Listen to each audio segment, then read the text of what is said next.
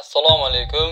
Bugun sizlarni Toshkentdagi ko'pchilik shunchaki eski Toshmi deb biladigan, ammo aslida 125 yildan ortiq tarixga ega bo'lgan bino bilan tanishtiraman. Bu bino Mirzo Ulug'bek tumanida Salor kanali bo'yida joylashgan. Uning asl nomi Toshkent kadet korpusi bo'lgan. 1899-yilda Rossiya imperatori Nikolay II Turkistonda kadetlar maktabini tashkil etishni tasdiqlaydi. 1900-yilda maktab ochiladi. 1901-yilda esa aynan shu bino maxsus kadetlar uchun quriladi. Bu yerda bo'lajak harbiy ofitserlar tayyorlangan. Binoning arxitekturasiga e'tibor bersak, simmetrik fasad, baland derazalar va qalin pishig'ich devorlar. O'sha davrda u Markaziy Osiyodagi eng zamonaviy harbiy ta'lim binolaridan biri bo'lgan. Hattoki o'z elektr stansiyasi, markaziy isitish tizimi, observatoriyasi va mashg'ulot maydoniga ega edi.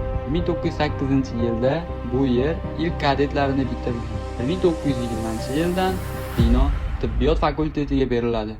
1935-yildan esa mashhur Toshmi faoliyatini aynan shu yerdan boshlaydi. Bugun esa bu bino nafaqat eski Toshmi, balki Rossiya imperiyasi davridan saqlanib qolgan Toshkentning eng muhim tarixiy obidalaridan biri hisoblanadi.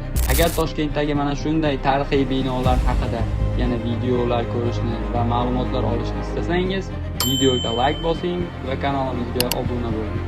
Va izohlarda keyingi qaysi bino haqida video tayyorlashimizni yozib qoldiring.